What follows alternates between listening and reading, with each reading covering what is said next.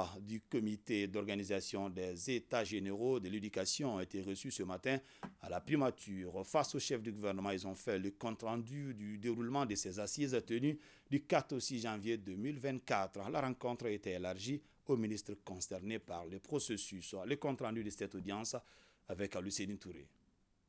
Les États généraux de l'éducation figurent parmi les principales recommandations des Assises nationales de la refondation. Ils figurent par conséquent au nombre des priorités du gouvernement en matière de réforme.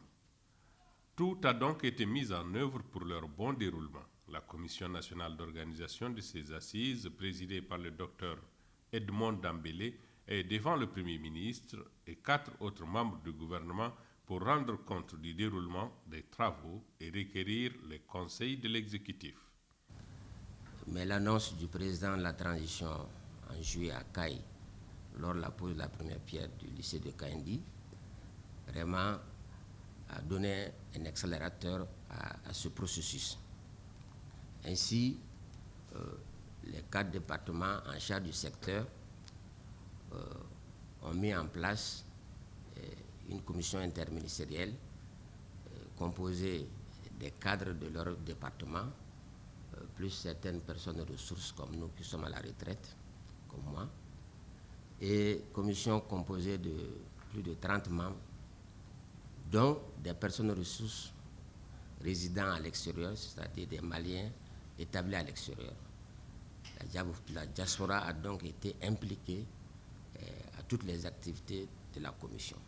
Le mandat qui nous était confié stipulait qu'il nous fallait élaborer une note conceptuelle, ensuite constituer des équipes thématiques, proposer un budget, et tenir les ateliers sur toute l'étendue du Mali ainsi que dans les missions diplomatiques et conduire tout le processus, aboutir à des recommandations assorties d'un plan d'action à court, moyen et long terme. La refondation de l'éducation est une des pierres angulaires de la refondation de l'État, dira le Premier ministre qui a encouragé les membres de la commission à aller vers tous les acteurs et personnes ressources susceptibles d'apporter une valeur ajoutée à leur œuvre.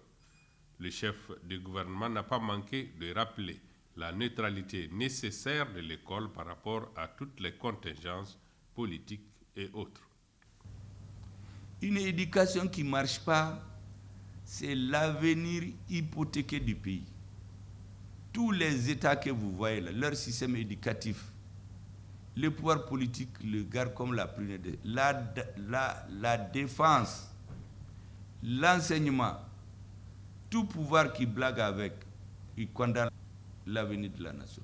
Donc c'est une très grande responsabilité que vous avez et je suis très fier que l'État vous ait confié. On attend les résultats. La recherche, c'est de l'école qu'elle part. Tout ce que nous consommons, c'est le résultat de la recherche d'autres pays. C'est l'enseignement qui donne ça. Chez nous, vous trouvez dans les universités, quelqu'un vient, il cherche du boulot, vous dites, mais qu'est-ce que vous faites? Mais les 80% des étudiants font les sciences sociales. Dans un pays, on produit les richesses, on les distribue, on les commercialise, mais tout le monde est dans le commerce. Il faut que les gens soient orientés dans les domaines où on crée des richesses. Les sciences sociales, c'est pour réglementer la société, pour que le vivre ensemble des citoyens.